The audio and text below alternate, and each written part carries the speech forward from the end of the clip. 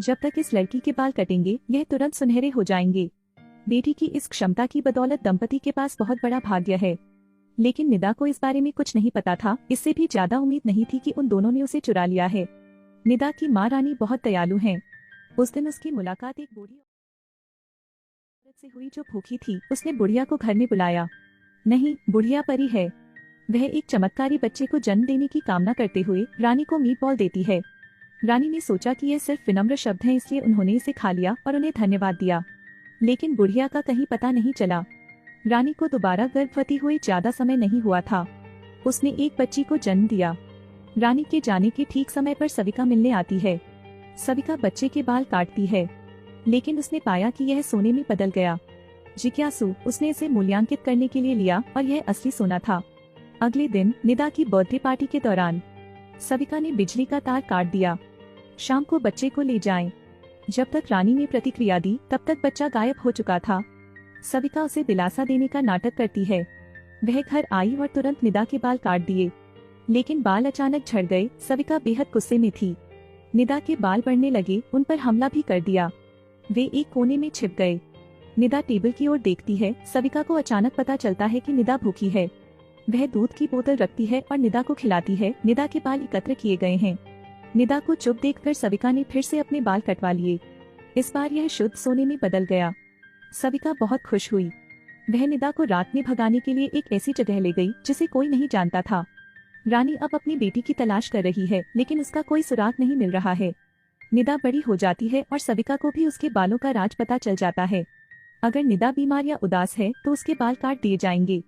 अगर वह नाराज हो गई तो उसके बाल हथियार बन जाएंगे, क्योंकि निदा का हर बाल सोने का हो जाता है। उन्होंने निदा को दिलासा देने की पूरी कोशिश की, क्योंकि निदा को स्वस्थ रहने के लिए सभी भोजन साफ और ताजा होने चाहिए। निदा को हमेशा खुश रखने के लिए उन्होंने एक नानी को आमंत्रित किया और एक बात करने वाला तोता खरीदा। लेकिन इतने लंबे समय तक कैद के जीवन ने उन्हें बाहरी दुनिया के बारे में जानने के लिए उत्सुक बना दिया। जैसे जैसे निदा परिपक्व होती है, उससे निपटना भी अधिक कठिन होता है। उसे खुश करने के लिए सविका बस उसे वापस राजधानी ले जाने के लिए तैयार हो गई। 18 साल में निदा का यह पहला दौरा है, लेकिन वे दोनों मुश्किल में पड़ गए। निदा बेहद उत्साहित थी, लेकिन उसने जो तोता उठाया वह उड़ गया। निदा ने पीछा करने के लिए हड़बड़ी की। तोते को एक लड़के ने उठा लिया। निदा पहली बार अपनी उम्र के एक लड़के से मिली। वह आकर्षित हुई, लेकिन सविका ने समूह का नेतृत्व किया। वह निदा को इधर उधर भागने के लिए डांटती है। चिरायु मारियो को पैसे देता है। फिर वे निदा को घसीट कर ले गए, लेकिन वह नहीं चाहती थी। अगले दिन उसके घर पर भर्ती हुए अंगरक्षकों ने बदसूरत होने को कहा। मारियो बदसूरत के रूप में प्रच्छन्न था। उसे किसी ने नहीं पहचाना। सविका ने उसे रखने का फैसला किया। इस समय मारियो जानता है कि वह निदा का अंगरक्षक होगा, लेकिन फंतासी में रोमांस मौजूद नहीं है। मारियो का मुख्य काम उसका पालन करना है। उसे किसी से मेलजोल न करने दें, उसे कुछ भी खाने को न दें। इससे निदा काफी असहज हो गयी। नानी ने जन्मदिन की पार्टी आयोजित करने का सुझाव दिया। निदा ने सविका से कहा। बेशक सविका असहमत थी। चिरायु ने फिर उसकी ओर देखा, फिर मान गया। निदा बहुत खुश हुई। उसने पापा को गले से लगा लिया और थैंक यू कहा। सविका गुस्सा हो जाती है और उससे पूछती है कि उसने ऐसा क्यों किया। चिरायु का कहना है कि निदा बड़ी हो गई है, उसके बालों के बारे में बात करने का समय।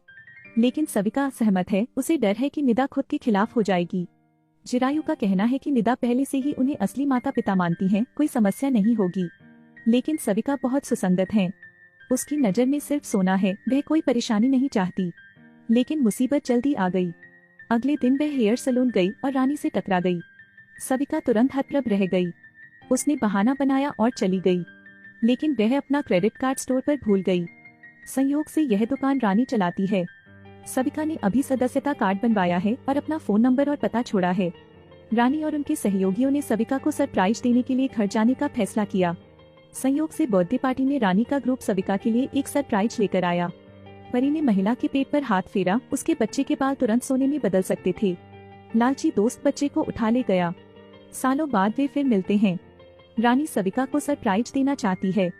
वह अपनी बेटी के साथ फिर से मिल जाती है, जो 18 साल से लापता है। सविका जल्दी से उन्हें अलग करती है। सभी को जल्दी से खाने के लिए बुलाती है। रानी ने निदा को बहुत करीब से देखा। इतने सारे मेहमानों को पहली बार देखकर निदा बहुत खुश हुई। पार्टी खत्म हुई। रानी ने सविका का हाथ पकड़ लिया। घर आकर उसे फिर अपनी बेटी की याद आई। उस साल घर का नौकर कहता रहा कि बच्चा पानी में गिर गया और मर गया। सविता भी रानी को गले लगाती है और उसे दिलासा देती है, लेकिन रानी ने मान लिया कि बच्चा अभी जीवित है। इस मुलाकात ने सविता को बेचैन कर दिया। चूंकि यह पार्टी नैनी ने बनाई थी, इसलिए वह नैनी को लात मारकर बाहर निकालना चाहती थी। निदा अपनी पूरी कोशिश करती है, लेकिन सविता का रवैया सख्त है। नानी को पीछे जाते देख निदा ने अपनी माँ से अपना मन बदलने के लिए विनती की। सविता निदा को चुप रहने के लिए चिल्लाती है, लेकिन निदा भी गुस्से में थी। उसके रोंगटे खड़े हो गए। निदा के बालों को नाचता देख सविता डर जाती है। वह निदा से माफी मांगती है। उसने उसे कल टहलने ले जाने का वादा किया, लेकिन निदा अभी भी मूडी और दुखी है। उसके बाल भी झड़ रहे हैं। अगले दिन वे निदा को घुमाने ले गए। निदा ने नानी जैसी दिखने वाली एक आकृति देखी और वह झट से उसका पीछा करने लगी। सविता ने चिल्लाते हुए बॉडीगार्ड्स को पीछा करने के लिए कहा, लेकिन यहाँ इतने सारे लोग थे और पलक झपकते ही निदा गायब हो गई। निदा ने गली में पीछा किया, लेकिन पाया कि वह गलत है। वह सड़कों पर घूमती रही। मोड़ पर उसने फिर से मारियो का सामना किया। मारियो आज छुट्टी पर है, इसलिए उसने मेकअप नहीं लगाया है। निदा उसे देखती है, याद करती है कि उसने उसके तोते को बचाया था। वह खुश है। वह मारियो से नानी को खोजने के लिए कहती है, लेकिन वह उसे घर ले जाने का इरादा रखता है। निदा फिर से खुश नहीं है। उसके बाल स्वतः ही मारियो से टकराते हैं।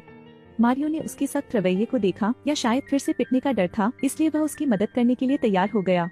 वे उस गांव में गए जिसका उल्लेख नानी ने किया था। निदा ने अलग होने का फैसला किया, लेकिन निदा को अपराधियों के एक समूह ने रोक दिया। निदा को इससे पहले कभी इसका सामना नहीं करना पड़ा था। वह डर गई और भाग गई। उन्होंने उसका पीछा किया और उसे सुनसान सड़क पर धकेल दिया। निदा अपना चेहरा ढक कर बैठ गई। वे हंसे। अचानक निदा के बाल हिल गए। खुद को अपराधी के चारों ओर लपेट लिया। उन्हें जमीन पर पटक कर पीटा गया।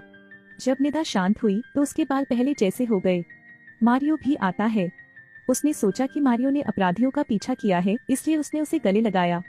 मारियो सुनता है कि नानी चली गई है और निदा को अपने परिवार को बुलाने की सलाह देती है। इससे पहले कि सविता अपना मुंह खोलती, निदा ने कहा कि अगर उसे नानी नहीं मिली तो वह वापस नहीं आएगी। इतना कहने के बाद फोन रख दो। उस रात वह मारियो के घर पर रुकी थी। अमीर थेनकिम पहली बार बाहर गए थे और उस रात एक आदमी के घर रुके थे। परिवार के बदसूरत अंगरक्षक ने उसे पाया और उसने अपनी नाक काट ली। मारियो अपनी पहचान स्पष्ट करता है। निदा घर नहीं जाना चाहती। निदा के आंसुओं को बारिश की तरह देखकर मारियो उससे सहमत हो गया। अगले दिन वे मॉल गए और यहाँ नानी से मिले। निदा उसे गले लगाने के लिए दौड़ पड़ी। यह पता चलता है कि नानी को विदा करने के बाद रानी को अंदर ले जाया गया। निदा लगातार धन्यवाद। रानी को अपनी बेटी की याद आती है। वह सभी के देखने के लिए तस्वीर निकालती है। निदा ने बचपन में कभी अपनी तस्वीर नहीं देखी। माँ बेटी एक दूसरे को नहीं पहचान पाई। रानी निदा को घर ले जाती है। वह सविता को निदा को और आजाद रहने की सलाह देती है, लेकिन सविता ने बुरा काम किया। उसने कहा कि वह निदा की रक्षा करना चाहती है, रानी की तरह अपने बच्चों को खोने के लिए नहीं। सबको बड़ा आश्चर्य हुआ, लेकिन रानी का कहना है कि वह हार नहीं मानेंगी, अपनी बेटी को खोज लेंगे। सविता की क्रूरता उसका पति भी स्वीकार नहीं कर सका। उसने उसे सलाह दी कि वह इतना सख्त न हो। सविता ने उसे ताना मारा, क्या तुम्हें पैसे नहीं चाहिए? लेकिन चिरायु ने कहा उस साल उसने निदा के अपहरण में उसकी मदद की क्योंकि वह उससे प्यार करता था। सविता अत्यंत प्रसन्न हुई। अगले दिन निदा ने कहा कि वह अकेले बाहर जाना चाहती है। सविता विरोध करने वाली थी, लेकिन निदा ने कहा कि वह एक अंगरक्षक लाएगी। चिरायु ने निदा की मदद करने के लिए कहा। सविता बस मान गई, लेकिन बाहर जाने से पहले उसे निदा के बाल ठीक करने हैं। इसे सोने में बदलते देख सविता ने खुशी से निदा को गले लगा लिया और कहा कि वह उससे प्यार करती है। निदा को कोई संदेह नहीं था, लेकिन चिरायु ने देखा और केवल आहें भरी। बाहर जाकर मारियो के साथ खेलने में सक्षम होने से निदा को बहुत खुशी होती है। उस दिन वैलेंटाइन डे था। शाम को रोशनी के नीचे वे एक साथ नृत्य करते हैं।